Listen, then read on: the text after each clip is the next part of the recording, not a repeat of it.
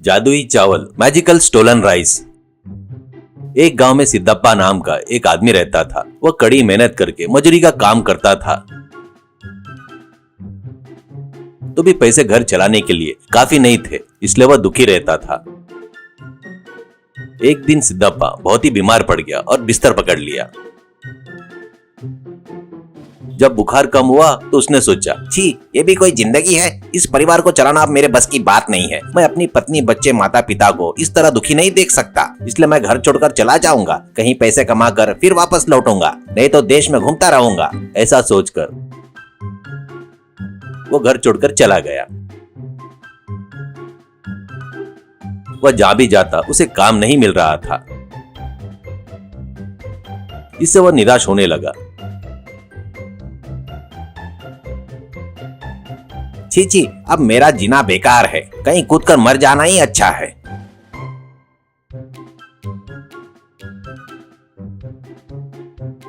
यह सोचकर वह जंगल के एक नदी के पास गया और उसमें कूद गया।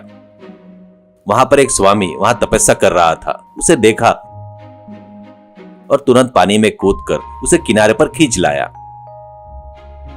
स्वामी ने कहा, बेटा, आत्महत्या करना महापाप है। तुम कौन हो और ये काम क्यों करने आए थे? ऐसे कहते ही तब सिद्धप्पा ने स्वामी को अपनी परेशानियां बताई और दुखी हुआ। स्वामी ने कहा, अरे दुखी मत हो बेटा, मैं तुम्हें एक मंत्र सिखाऊंगा। तुम उसकी मदद से तुम 3 दिनों तक तुम्हारी मनचाही खाने की चीजें मिलेगी और उसके बाद वह मंत्र तुम्हारे लिए कोई काम नहीं करेगा। इसके बाद तुम उस मंत्र को किसी और को दे देना होगा। अगर कोई इस मंत्र को लेने वाला ना मिले तो उसे ऐसे ही छोड़ देना। जब तक वह मंत्र तुम्हारे पास है, उसके 3 दिन में अच्छा पौष्टिक खाना खाकर ताकतवर बन जाओ और उसकी ताकत से अच्छा काम करके जिंदगी जियो। यह सुनकर सिद्धप्पा बहुत खुश हुआ और कहा, ठीक है स्वामी जी, मैं वैसा ही करूंगा जैसे आपने कहा है। आपका बहुत बहुत धन्यवाद। तब स्वामी जी ने वो मंत्र सिद्धप्पा के कान में बताया। उसने स्वामी जी को प्रणाम किया और खुशी खुशी घर लौट गया।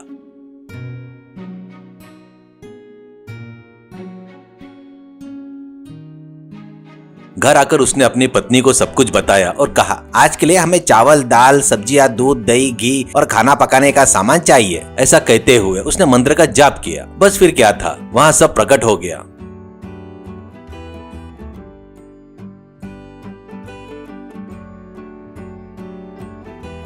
उसकी पत्नी ने अच्छा खाना बनाया और सबने खाना खाया। वो बहुत खुश हुए।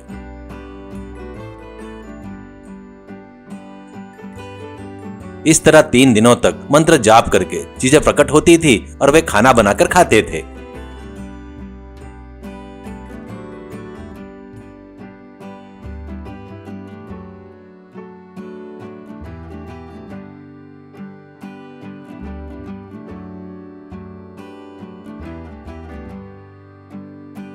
तीसरे दिन सिद्धप्पा ने कुछ और दिनों के लिए खाने की चीजें मांगी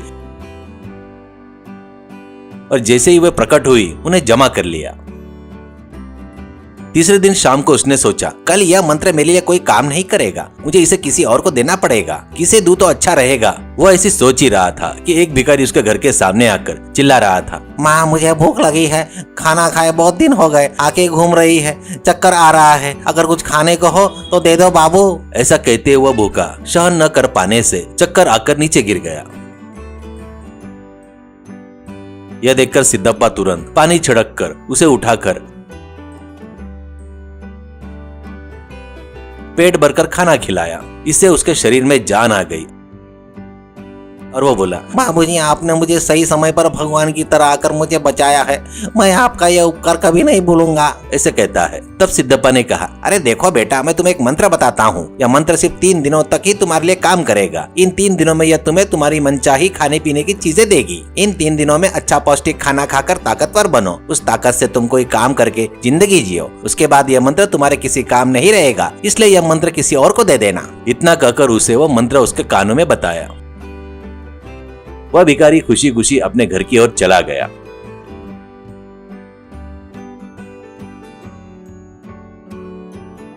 भिखारी ने घर पहुंचा, अपनी पत्नी को हुआ सो सब कुछ बताया। असल में वो दोनों स्वार्थी और चोर ईर्ष्यालु थे। उसने तुरंत मंत्र जपा और एक बोरी भरकर चावल मांगा। जैसे ही वह बोरी प्रकट हुई, दोनों खुश हुए।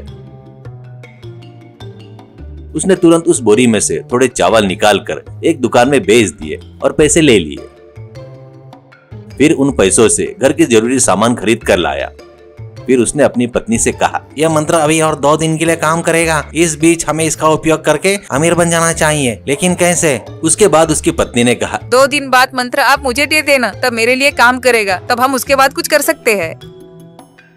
इस तरह वो 2 दिन तक चावल और सामान मंगाता रहा, उन्हें ले जाकर गांव में बेचता रहा और पैसे कमाता रहा। तीसरे दिन उसने सोचा, इस गांव के लोग बहुत बेवकूफ है, भीख मांगने पर एक पैसा भी नहीं देते और कभी भी गुस्सा करते और गाली देते हैं। इस बार इस मंत्र से हमें अपनी इच्छा पूरी करनी है और इन गांव वाले को ऊपर गुस्सा निकालना है। यह कहकर उसने अपनी पत्नी को बताया कि उसे क्या करना है। वो बोली, ओहो, तो तुम कितने समझदार हो। अगर ये काम करना है तो ये अपनी झोपड़ी काम में नहीं आएगी। उसके लिए एक सुनसान जगह चाहिए। जंगल में एक खंडर भवन है, वो एकदम सही रहेगा। चलो पहले वहीं चलकर देखते हैं। इस तरह दोनों उस खंडर भवन में पहुंचे। वहां उसने अपना मंत्र का जाप किया। गांव के सभी के घरों के चावल यहाँ पर आ जाए। बस फिर क्या हुआ, गांव के घरों के चावल की बोरियां उड़ती हुई उनके पास आकर ढेर हो गई।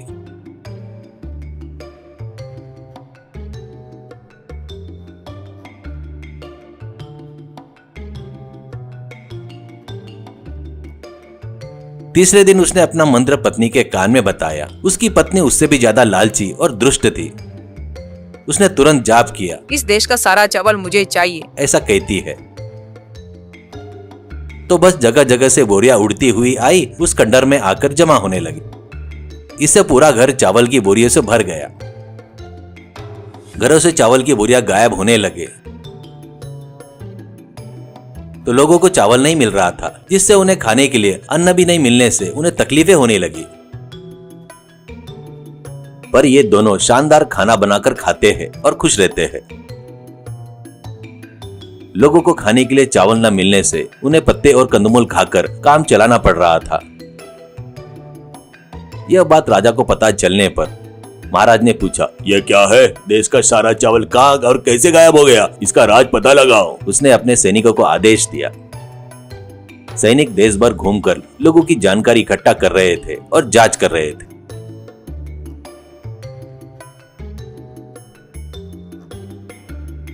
महाराज ने लोगों की भूख मिटाने के लिए फलों का इंतजाम करना शुरू किया। लोग चावल न होने के कारण घर में रखे अन्य खाद्य पदार्थ खाने लगे। इससे घर में रहने वाले चूहों को भी खाना मिलना बंद हो गया। इसी कारण वो घर छोड़कर खाना ढूंढने के लिए बाहर जा रहे थे और वो सब उनको खाना कहाँ मिलेगा ऐसे एक तरफ ही जा रहे थे। चूहों को देखकर सैनिक जाकर महाराज को वो बात बताई। महाराज ने कहा, चूहे एक ही तरफ जा रहे हैं क्या? इसका मतलब है कि वो खाने की तरफ ही जा रहे हैं। मतलब तुम तुरंत उन चूहे का पीछा करो और पता लगाओ कि वो कहाँ जा रहे हैं। ऐसा उन्होंने आदेश दिया। इस तरह सैनिक उन चूहों के पीछे चलने लगे।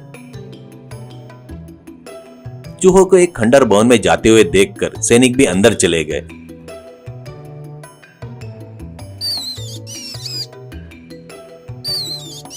वहां चावल का इतना बड़ा भंडार देखकर हैरान रह गए। उन्हें देखकर घबराकर वो भिखारी भागने की कोशिश करने लगे, लेकिन सैनिकों ने उन्हें पकड़ लिया। एक सैनिक ने पूछा, अरे तुम कौन हो? इस खंडर में क्या कर रहे हो और तुम्हें इतने चावल कहाँ से मिले? तो दोनों चुपचाप एक दूसरे का मुंह देखने लगे। कोई जवाब नहीं दिया। तब सैनिक उन दोनों को पकड़कर महाराज के सामने ले आए। सैनिक ने कहा, महाराज, हमने आपके कहे अनुसार उन चूहों का पीछा किया। वे खंडर भवन में जाते हुए दिखे तो हम भी अंदर चले गए। वहाँ हमें चावल की ढेर सारी बोरियां दिखी और ये दोनों थे। हमने इनसे कितना पूछा लेकिन कुछ भी नहीं बता रहे हैं, इसलिए हम इन्हें आपके पास ले आए। ऐसा कहते हैं तो महाराज ने कहा, देखो मैं अपने सैनिकों के जैसा इतना अच्छा नहीं हूँ। ईमानदारी से तुम ठीक से सब बता दो, ये बोरियां तुम्हें कैसी मिली, नहीं तो तुम दोनों को फांसी सुनाऊंगा। ऐसा कहता है तो तब भिखारी डरकर वहाँ से सब महाराज को सब कुछ बता देते हैं। महाराज ने कहा, यह कैसा मंत्र है? मुझे विश्वास नहीं हो रहा है। उस सिद्धप्पा को बुलवाओ, पता करना है कि ये जो बोल रहे हैं वो सच है या नहीं। सैनिक ने जाकर सिद्धप्पा को बुलाया और साथ लेकर आ गए।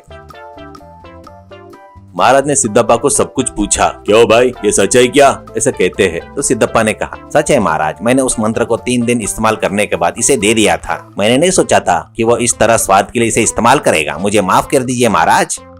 महाराज ने कहा, मुझे तुम्हारी ईमानदारी बहुत पसंद आई। तुमने 3 दिन तक उस मंत्र का इस्तेमाल ईमानदारी से अपने लिए किया, लेकिन इस लालची आदमी ने अपने स्वार्थ के लिए देश के सभी चावल पूरे चुरा लिए और लोगों को भूखा रखने का कारण बना। ऐसे लोगों को ऐसे ही नहीं छोड़ना चाहिए। सैनिकों, इन दोनों को जेल में डाल दो। इनके चुराए हुए चावल की बोरियां इकट्ठा करके जिसकी है उसको दे दो, ऐसा कहता है।